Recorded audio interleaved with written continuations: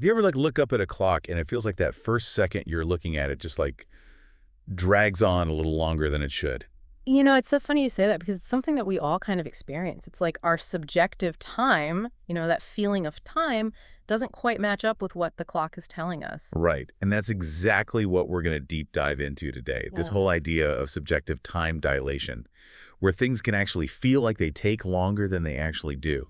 And we've got this super interesting neuroscience study that looked at how our brains perceive the duration of different kinds of visual events, if things are static or if they're moving, expanding, or shrinking. Yeah, they use discs on a screen. So like imagine a disc just sitting there versus one that's like looming, Right. getting bigger or recede, like shrinking away. So our goal today basically is to really unpack what they found in this research, figure out why certain visual cues can actually mess with our perception of time, and what that tells us about how our brains work. Yeah, exactly. Like how does our brain process this information coming in?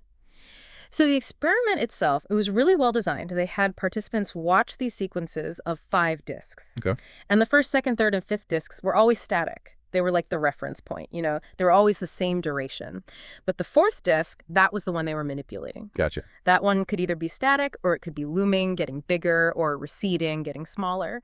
And they really carefully controlled how long that fourth disc was shown for. Okay. And then all the participants had to do was say whether that fourth disc felt shorter or longer than the static ones. And they were doing all of this while their brain activity was being monitored with fMRI. Oh, wow. So they could actually see what was going on in the brain while people were experiencing this. So what did people report? Did they actually feel like time was stretching out with these different discs? They did. The main finding from people's actual experience of it was that they got subjective time dilation, but only for the looming stimuli.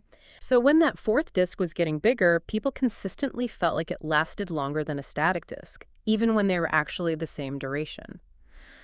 But the receding discs, the ones getting smaller, they didn't seem to have that effect. Those were perceived as being the same duration as the static ones. So it was specifically the looming, the expanding thing that made time feel stretched out. Exactly. And they even quantified this. Okay. They found that a looming disk that lasted just 419 milliseconds was perceived as lasting as long as a static disk shown for a full 500 milliseconds. So that's a pretty significant difference. Wow. Yeah, that's a pretty big jump. So it's not just like a tiny little, well, maybe it feels a little different. It's like a noticeable difference. Absolutely, yeah. So that's really interesting.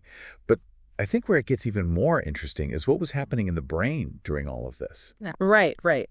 So when they first started looking at the brain activity, they compared both the looming and receding targets to those static standards.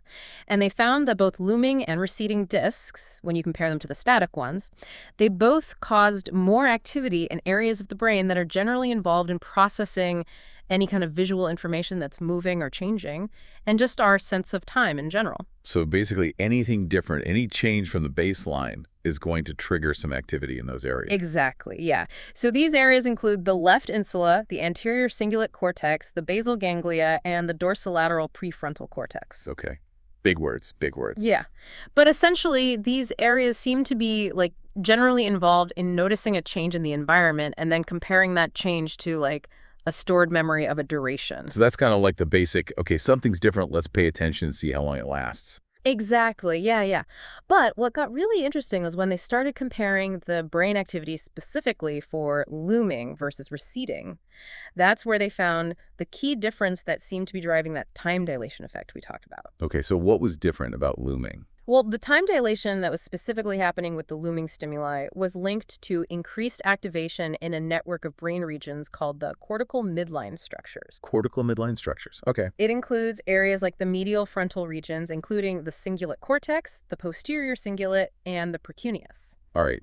So, what do those areas do? What's so special about them? Well, what's really interesting is that these midline structures are most active when we're at rest.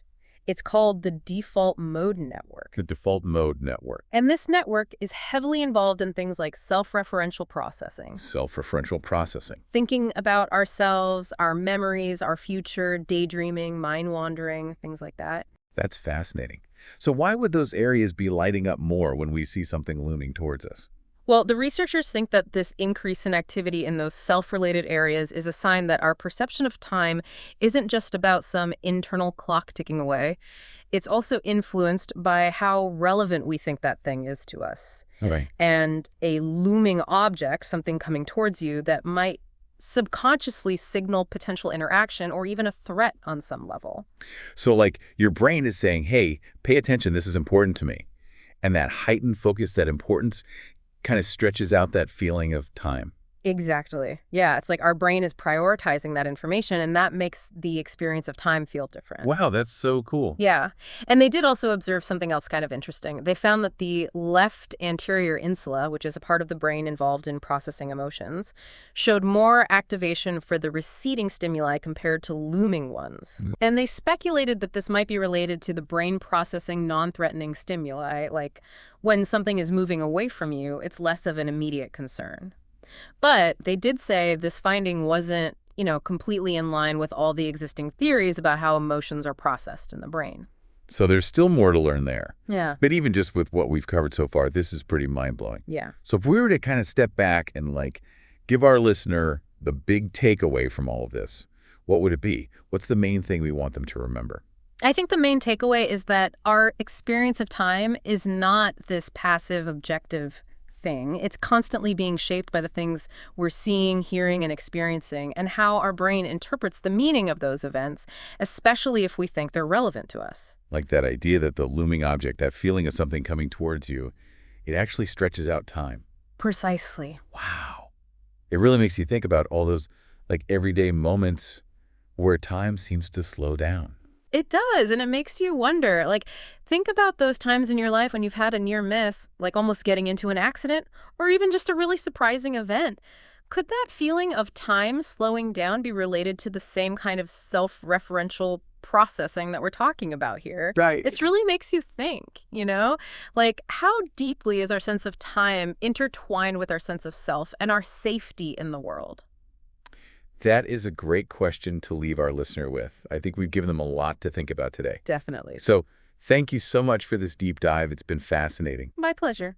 And to everyone listening, thanks for joining us, and we'll see you next time for another deep dive. See you later.